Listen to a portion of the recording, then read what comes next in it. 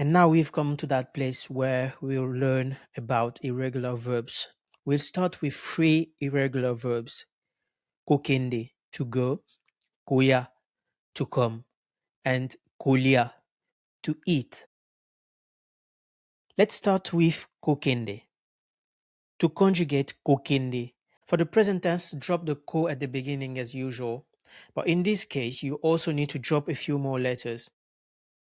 Then de at the end. This will leave just k. Use the appropriate subject pronoun and then add the final I. A note here: some people will add yi instead of I, and that's still correct. For the present tense, then this becomes nakei, okei, akei, tokei, bokei, bakei, ekei. Right, so here is where it gets a bit tricky. For the remaining three basic tenses, things generally revert back to the same pattern as the regular verbs. For the past tense, first drop the ko, leaving kende. Since there isn't a final a to drop, keep the root as it is and then add ki as normal. So the conjugation will be nakendeki, okendeki, akendeki, tokendeki, bokendeki, bakendeki, ekendeki. The future tense form goes back to the system for regular verbs, with the subject pronoun added to the infinitive. Nakokende, okokende, akokende, tokokende, bokokende, bakokende, ekokende. And the imperative also follows the regular form. Simply drop the ko at the beginning. Kokende becomes kende.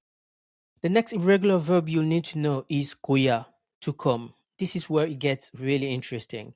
For the present tense form of koya, drop the ko at the beginning as usual and then drop the a at the end.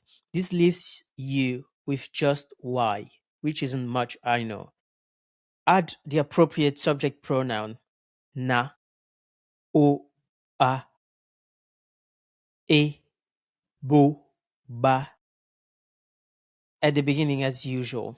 And then here is the tricky part for koya. You add e at the end.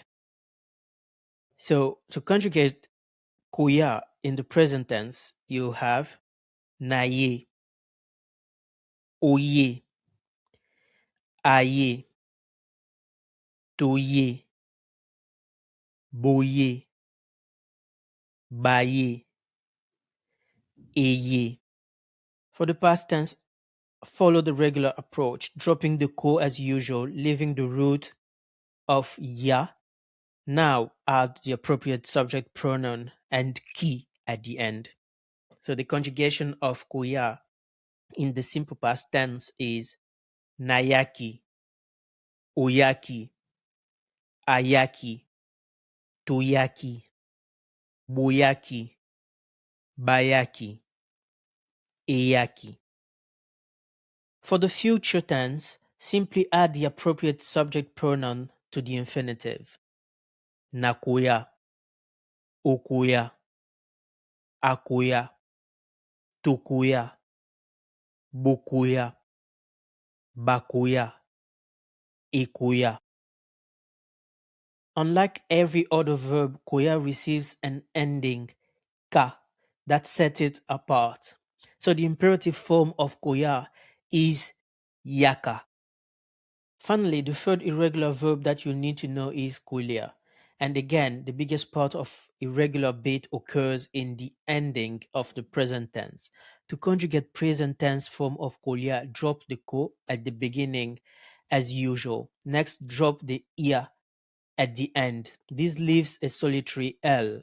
Now add the appropriate subject pronoun and then add a at the end.